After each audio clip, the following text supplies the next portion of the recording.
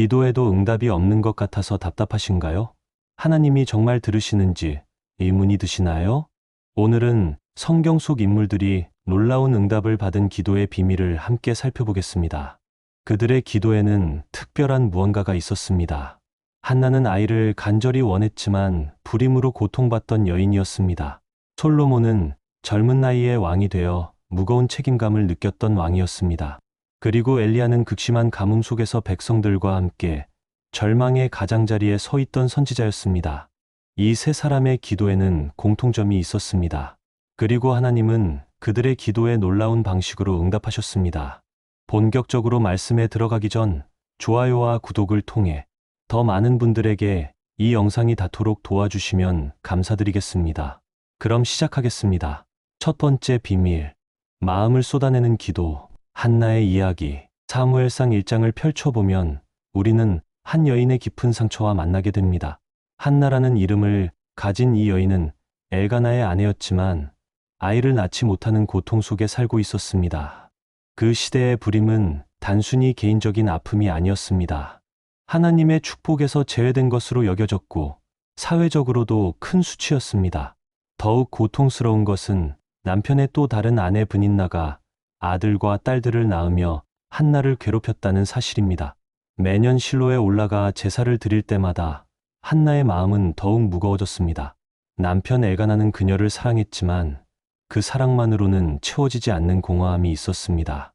아이에 대한 간절한 소원, 그것은 한나의 전 존재를 흔드는 갈망이었습니다. 사무엘상 1장 10절을 보면 한나가 마음이 괴로워서 여호와께 기도하고 통곡하며 라고 기록되어 있습니다. 여기서 마음이 괴로워서라는 표현은 히브리어로 마라 네페쉬인데 이는 영혼이 쓰라리게 아프다는 뜻입니다. 한나는 성전에서 입술로만 기도했습니다. 소리 내어 기도하지 않았지만 그녀의 입술은 계속 움직였습니다.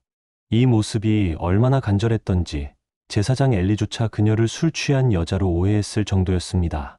하지만 한나의 기도에는 특별한 무언가가 있었습니다. 사무엘상 1장 11절에서 그녀는 이렇게 서원합니다. 만군의 여호와여, 만일 주의 여종의 고통을 돌보시고 나를 기억하사 주의 여종을 잊지 아니하시고 아들을 주시면 내가 그의 평생에 그를 여호와께 드리고 삭도를 그의 머리에 대지 아니하겠나이다. 한나의 기도에서 발견되는 첫 번째 비밀은 바로 완전한 드림입니다. 그녀는 단순히 아이를 달라고 하지 않았습니다. 아이를 주시면 하나님께 다시 드리겠다고 약속했습니다. 이것은 모순처럼 보일 수 있습니다. 아이를 간절히 원하면서 동시에 그 아이를 포기하겠다고 하다니요. 하지만 여기에 한나 기도의 깊이가 있습니다. 그녀는 자신의 욕망을 하나님께 완전히 맡겨드렸습니다. 나시린의 서원은 매우 특별한 의미를 갖습니다. 삭도를 머리에 대지 않는다는 것은 그 아이를 평생 하나님께 구별하여 드린다는 뜻입니다. 한나는 자신이 그토록 원하던 아들을 받는 순간부터 하나님의 것으로 여기겠다고 고백한 것입니다. 한나가 기도를 마친 후 일어난 변화는 놀랍습니다. 사무엘상 1장 18절을 보면 여자가 가서 먹고 얼굴에 다시는 수심이 없더라고 기록되어 있습니다. 아직 아무것도 바뀌지 않았습니다. 임신한 것도 아니었고 하나님의 음성을 들은 것도 아니었습니다. 하지만 한나의 마음에는 평안이 찾아왔습니다. 그녀는 자신의 모든 짐을 하나님께 온전히 맡겨드렸기 때문입니다. 이것이 바로 마음을 쏟아내는 기도의 능력입니다. 하나님 앞에 우리의 모든 것을 진실하게 털어놓을 때 우리는 초자연적인 평안을 경험하게 됩니다. 상황이 바뀌기 전에 마음이 먼저 바뀌는 것입니다. 하나님은 한나의 기도를 들으셨습니다.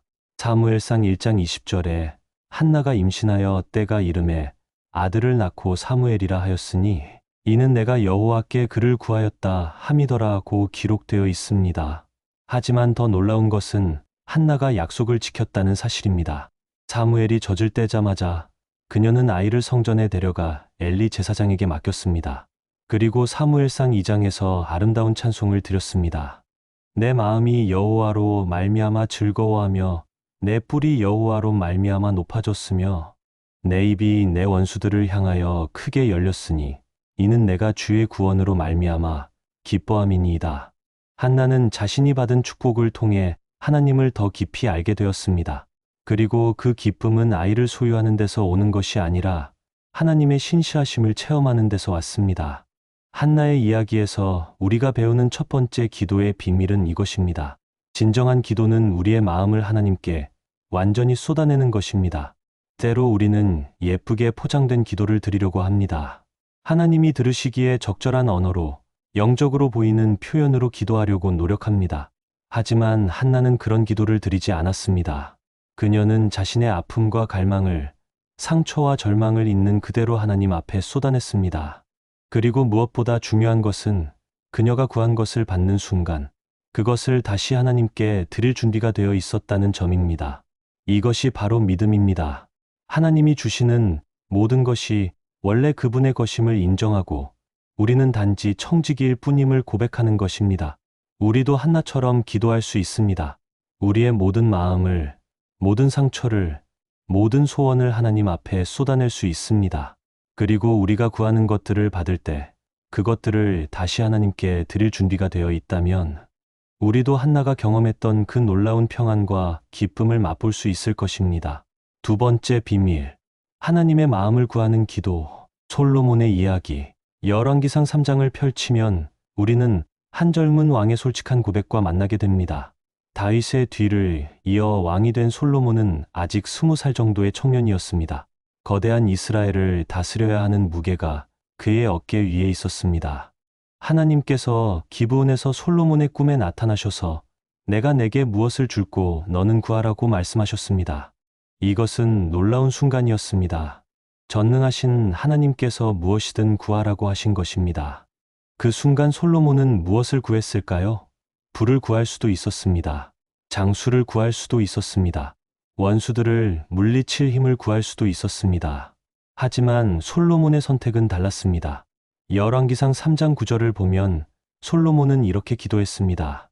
누가 주의 이 많은 백성을 재판할 수 있사오리까? 그런즉 주의 종에게 듣는 마음을 주사 주의 백성을 재판하여 선악을 분별하게 하옵소서.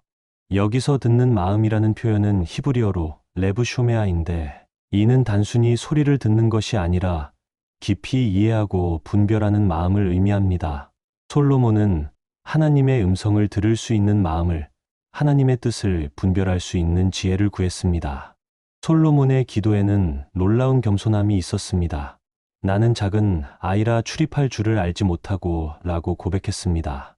왕이라는 권력과 지위에도 불구하고 그는 자신의 부족함을 인정했습니다. 이것이 바로 하나님께서 기뻐하시는 마음입니다. 더욱 중요한 것은 솔로몬이 자신만을 위해 구하지 않았다는 점입니다.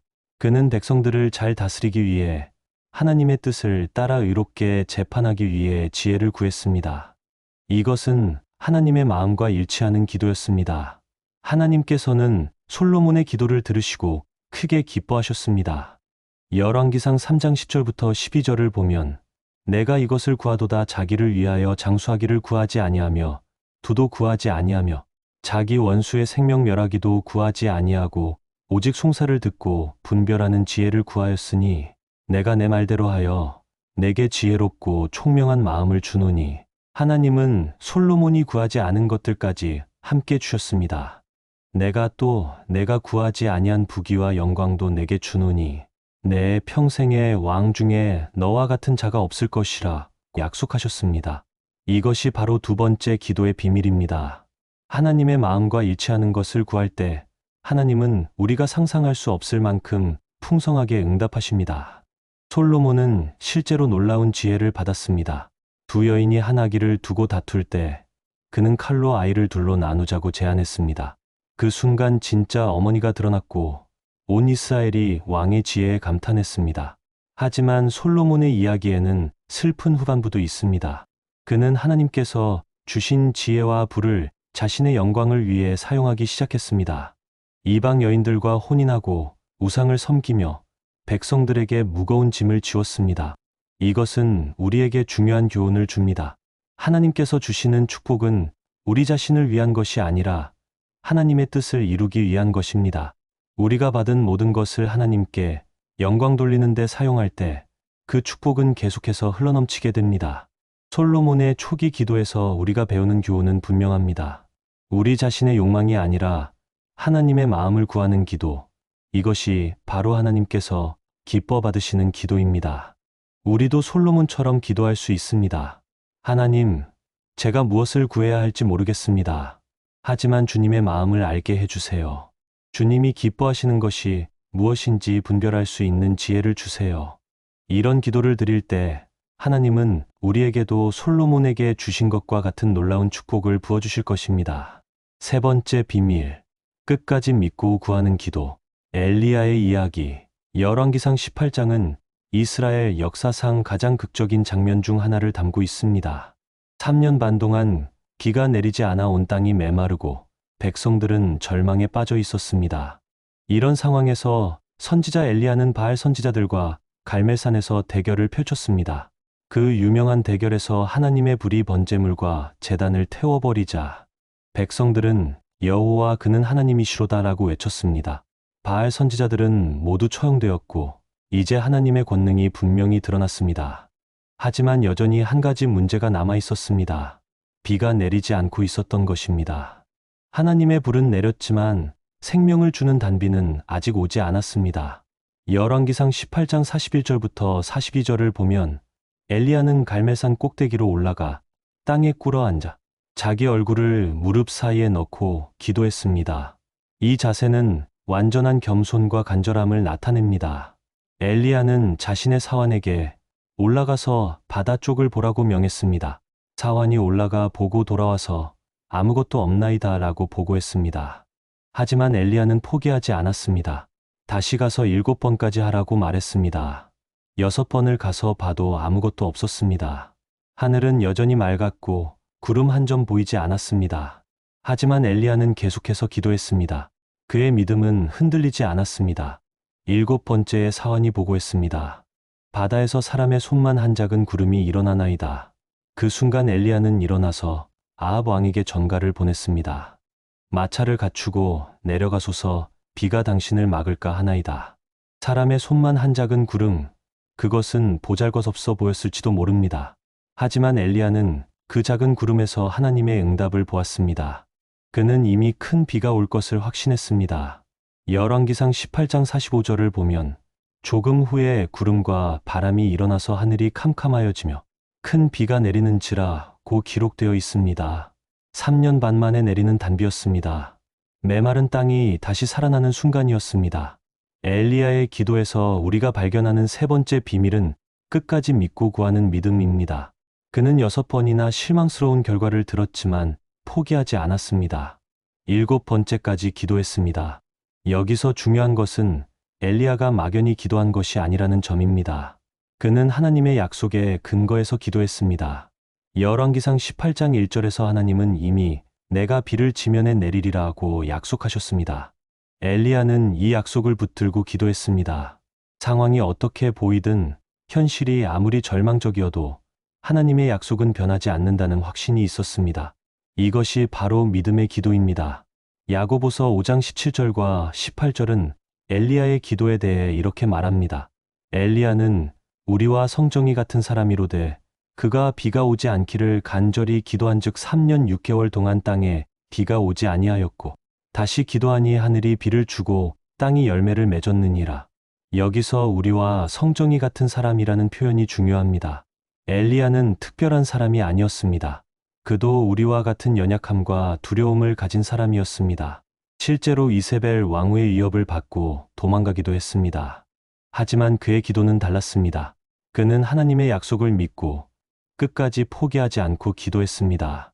그리고 하나님은 그의 기도에 응답하셨습니다. 때로 우리는 한두 번 기도하고 응답이 오지 않으면 포기하곤 합니다. 하나님이 안 들으시나 보다, 내 기도가 부족한가 보다라고 생각하며 낙심합니다. 하지만 엘리야는 달랐습니다. 6번이나 아무것도 없나이다라는 보고를 들었지만 7번째까지 기도했습니다. 누가복음 11장에서 예수님은 끈질기게 구하는 기도에 대해 말씀하셨습니다. 구하라 그리하면 너희에게 주실 것이요 찾아 그리하면 찾아낼 것이요 문을 두드리라 그리하면 너희에게 열릴 것이니 여기서 구하고 찾고 두드린다는 동사들은 모두 현재 진행형입니다. 계속해서 구하고 계속해서 찾고 계속해서 두드리라는 의미입니다. 한 번 하고 끝내는 것이 아니라 응답이 올 때까지 계속하라는 것입니다. 하지만 끈질긴 기도는 단순한 고집이나 떼쓰기가 아닙니다. 그것은 하나님의 약속에 대한 확신에서 나오는 믿음입니다. 하나님이 선하시고 신실하시다는 믿음, 하나님의 때가 되면 반드시 응답해 주실 것이라는 확신에서 나오는 것입니다. 엘리야처럼 우리도 하나님의 약속을 붙들고 기도할 수 있습니다. 상황이 절망적으로 보여도, 현실이 우리를 낙심시켜도 하나님의 말씀은 변하지 않습니다. 그 약속을 붙들고 끝까지 기도할 때 우리도 엘리야와 같은 응답을 받을 수 있습니다. 한나의 마음을 쏟아내는 기도, 솔로몬의 하나님의 마음을 구하는 기도, 엘리야의 끝까지 믿고 구하는 기도. 이 세 가지 기도의 비밀은 따로따로 존재하는 것이 아닙니다. 이들은 서로 조화를 이루며 우리의 기도 생활을 풍성하게 만듭니다. 먼저 한나처럼 우리의 모든 마음을 하나님께 쏟아내야 합니다. 우리의 아픔과 소원을, 두려움과 갈망을 솔직하게 하나님 앞에 내려놓아야 합니다. 포장되지 않은 진실한 기도, 그것이 시작점입니다. 그 다음 솔로몬처럼 하나님의 마음을 구해야 합니다. 우리의 욕망이 아니라 하나님이 원하시는 것이 무엇인지 물어야 합니다. 주님의 뜻이 하늘에서 이루어진 것 같이 땅에서도 이루어지기를 구해야 합니다. 마지막으로 엘리야처럼 끝까지 믿고 구해야 합니다. 하나님의 약속을 붙들고 응답이 올 때까지 포기하지 않는 믿음의 기도를 드려야 합니다. 이 세 가지가 조화를 이룰 때 우리의 기도는 하나님께 상달되는 향기로운 제사가 됩니다. 하나님은 이런 기도를 기뻐 받으시고 우리가 상상할 수 없을 만큼 풍성한 응답으로 축복해 주십니다. 요한일서 5장 14절과 15절은 이렇게 말합니다. 그를 향하여 우리가 가진 바 담대함이 이것이니 그의 뜻대로 무엇을 구하면 들으심이라. 우리가 무엇이든지 구하는 바를 들으시는 줄을 안즉 우리가 그에게 구한 그것을 얻은 줄을 또한 아느니라. 기도는 단순히 우리의 필요를 하나님께 아뢰는 것이 아닙니다. 기도는 하나님과의 깊은 교제이며 그분의 마음을 알아가는 과정입니다. 기도는 우리를 변화시키고 하나님의 뜻에 맞춰가게 하는 도구입니다. 오늘부터 이 세 가지 비밀을 기억하며 기도해 보시기 바랍니다. 한나처럼 마음을 쏟아내고 솔로몬처럼 하나님의 마음을 구하고 엘리야처럼 끝까지 믿고 구하는 기도를 드려보십시오. 그러면 여러분도 성경 속 그 위대한 믿음의 사람들처럼 하나님의 놀라운 응답을 경험하게 될 것입니다. 하나님은 지금도 여러분의 기도를 들으고 계시고 가장 좋은 때에 가장 좋은 방법으로 응답해 주실 것입니다. 기도하는 여러분 모두에게 하나님의 풍성한 축복이 함께 하시기를 간절히 기도합니다. 감사합니다.